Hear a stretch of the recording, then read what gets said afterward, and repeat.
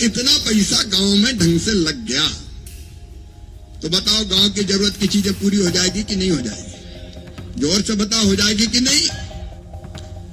पहले तो कहीं मुरम रोड मिल जाती थी तो सांसद जी साल लो, श्रीफल लो, दाल खाओ, बाफले उड़ाओ। तो ये अधिकार आपको दे रहे हैं कि गांव में ग्राम सभा बैठे पंचायत तय करे कि धन्ना से लेकर पन्ना के घर तक नाली बनना तो बनाओ भैया, जो काम आंगनवाड़ी का भवन बनना है बनाओ। और किसानों के लिए भी जुटा तो हुई यार धीरे धीरे। भाई और बहनों, एक विचार और मन में, मेरी बहनों देखो, कोई भाषण तो मैं देता नहीं हूं।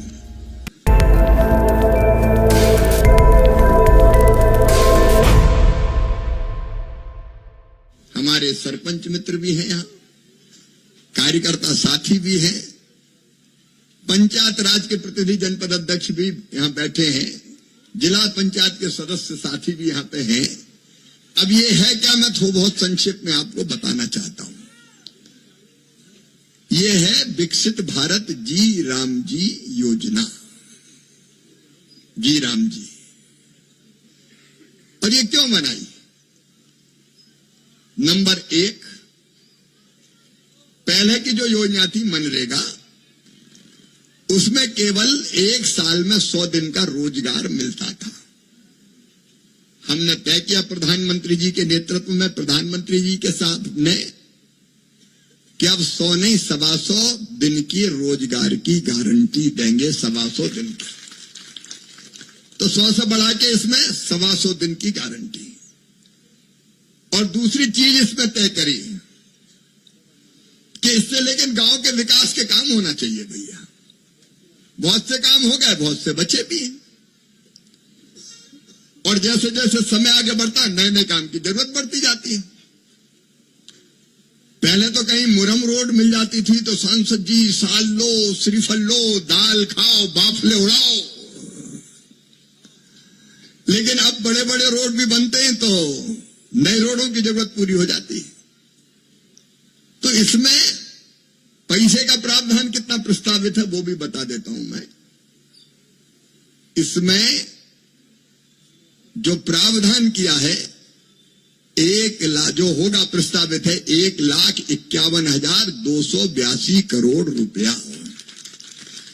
क्योंकि 125 दिन काम चाहिए तो पैसा ज्यादा चाहिए, तो एक तो ज्यादा पैसे का प्रावधान, लेकिन एक चीज जोड़ी है कि ये पैसा पानी में नहीं जाए, नहीं तो यहां की मट्टी खोद के वहां डाल दी और निकल गई मजदूरी।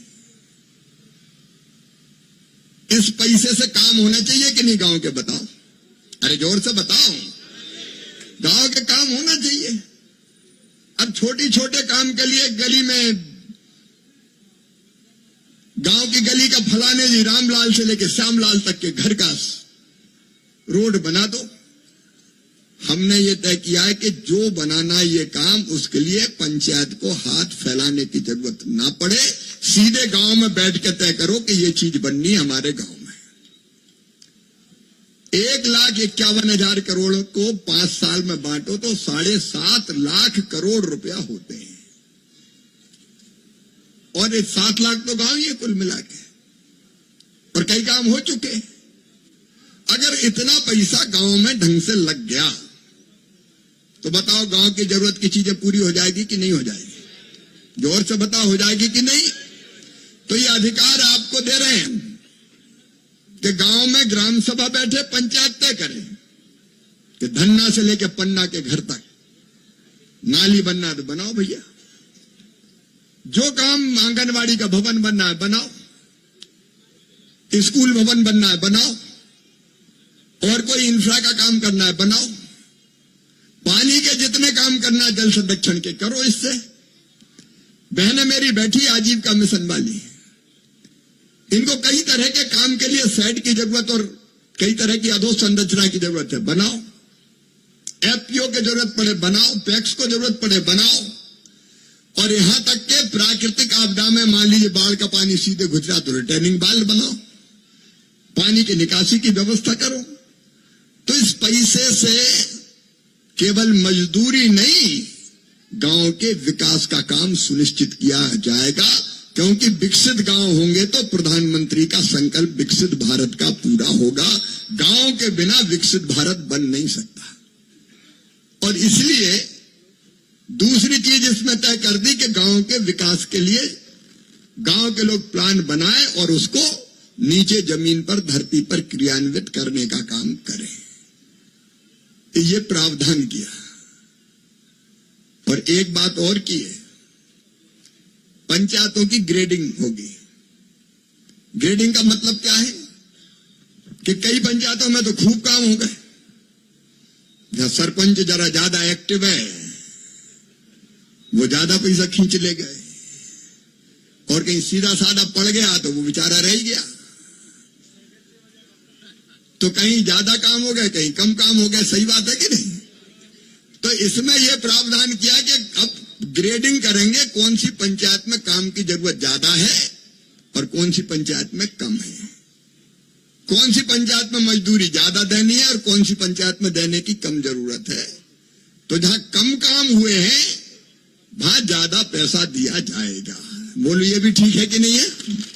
अरे बोलो ना भैया हो, बहनों हो, बोलो ना।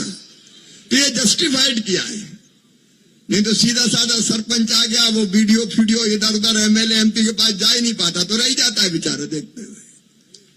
तो इस बार बराबर किया है, ये भी इसमें व्यवस्था की है। और एक व्यवस्था और की है, कई किसान कई दिनों से कहते थे खेती मुश्किल हो गई है, ना कटाई के लिए मिलते ना बुआई के लिए मिलते।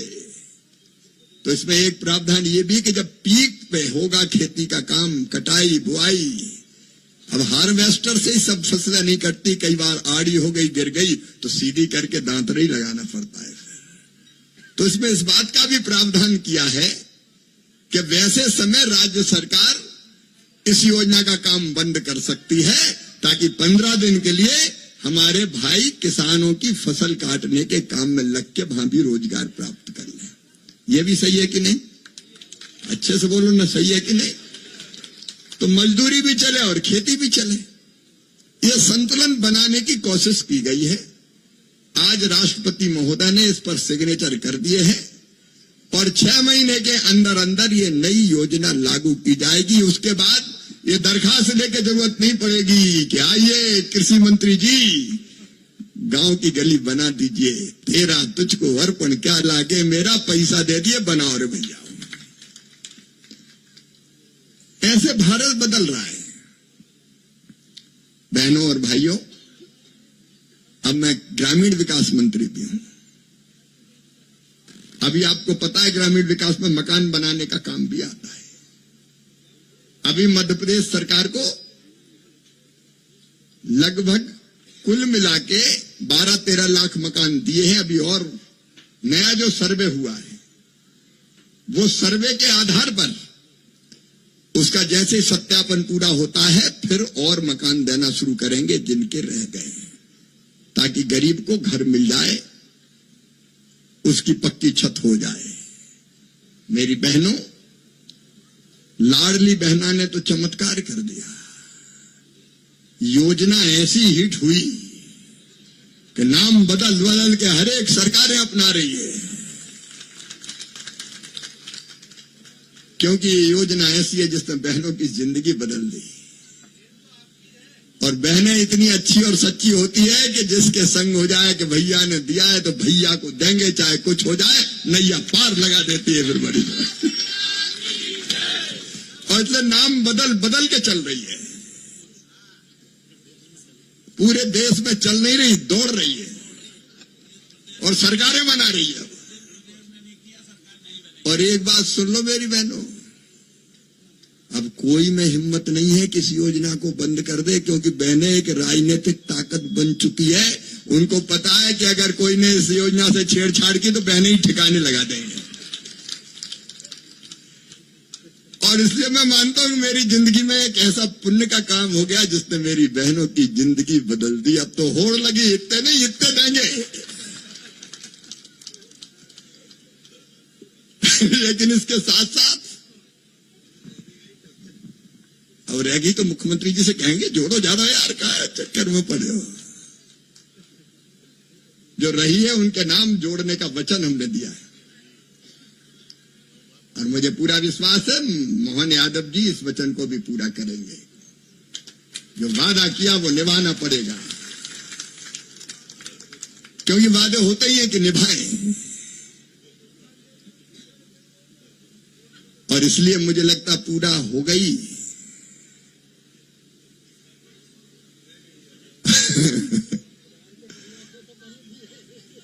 1500 हो गए, लेकिन 3000 तक जाना है। और इसलिए कुछ चीजें ऐसी बन जाती है जो जिंदगी सफल और सार्थक कर देती है। और किसानों के लिए भी जुटा तो हूं यार धीरे धीरे। अरे इस नई योजना में खेत सड़क योजना भी अलाउ कर रहे हैं। खेत सड़क भी बनाई जा सकती है भाई, ये तो मैं भूल ही गया था। जो हमने तय किया है कि गांव में मत बनाओ, खेतों तक बना दो। कहां मामा से बार बार मांगोगे? तो जो तकलीफ मैंने देखी प्रधानमंत्री जी के आशीर्वाद से, उसको भी दूर करने की कोशिश कर रहा हूं। आज भाई और बहनों एक विचार और मन में, मेरी बहनों देखो, कोई भाषण तो मैं देता नहीं हूं। मैं तो दिल में जो संकल्प है वो व्यक्त करता हूं। अभी मन को संतोष पूरा नहीं मिला। तुम्हारी आमदनी जब तक और नहीं बढ़े तब तक कैसे चैन आए? और इसलिए सेल्फ हेल्प ग्रुप के माध्यम से हर बहन कैसे लखपति दीदी बने, उस अभियान में हम पूरी ताकत से जुटेंगे। मतलब सालाना 1 लाख रुपया की आमदनी चाहिए, और उसके लिए कई तरह की चीजें करने वाले। आज ये बुधनी के टीटीसी में बहनों की ट्रेनिंग हुई है। वो ड्रोन उड़ाना सीख रही है, वो मशीनें चलाना सीख रही है, वो प्रोसेसिंग के काम में लगेगी। और किसान भाइयों, खेती को भी इंटीग्रेटेड फार्मिंग में बदलना है। केवल कुछ फसलें बहुत बड़ी तादाद में लगाने से भी दिक्कत हो जाती है, और इसलिए इस पूरे क्षेत्र का वैज्ञानिक अध्ययन करके इस क्षेत्र के कृषि के विकास का रोड मैप भी बनाने के मैंने निर्देश दिए कि किसान क्या क्या करें। और ऐसी चीजें खेती के जिससे हम प्रोसेसिंग के काम से भी ज्यादा आमदनी बढ़ा पाए, तो उस काम में भी लगने की कोशिश की जा रही है, ताकि खेती की आमदनी भी बढ़े। सामने देखो, पीछे मत देखो। मामा इधर है यार। जब लोकसभा में बहस हो रही थी तो 98 लोगों के भाषण मैंने सुने रात के 2 बजे तक। लेकिन मैंने पहले कहा कि देखो, तुम तो सुना रहे हो, लेकिन मुझे सुन के जाना। तो हमारे विपक्षी मित्रों ने सोचा कि मामा को बोलने मत दो, जोर जोर से चिल्लाओ। तो बैल में जोर जोर से चिल्लाने लगे। तो मैंने कहा, मैं भी शिवराज सिंह चौहान हूं, दुनिया की कोई ताकत मेरी आवाज दबा नहीं सकती। और उसके बाद मेरा जवाब तो सुना ही होगा, हो हल्ले में कई लोगों ने। तो विकास का कारवां चलता रहेगा। बेटा बेटियों की जिंदगी बदले उसकी भी कोशिश करते रहेंगे। आज अनेकों कामों का शिलान्यास लोकार्पण हुआ है। मां साक्षात यहां विराजमान है। अगले चरण के काम भी मंदिर के स्वीकृत हो, उसकी कोशिश भी लगातार जारी है। सलकनपुर और ये क्षेत्र पूरे हिंदुस्तान में एक मिसाल बनेगा जहां मां की कृपा बरसती है। मेरा निवेदन इतना ही है कि जो चीजें बनी है यहां, उसका स्वरूप विकृत ना हो, ये जवाबदारी आपकी है, सलकनपुर वालों की है।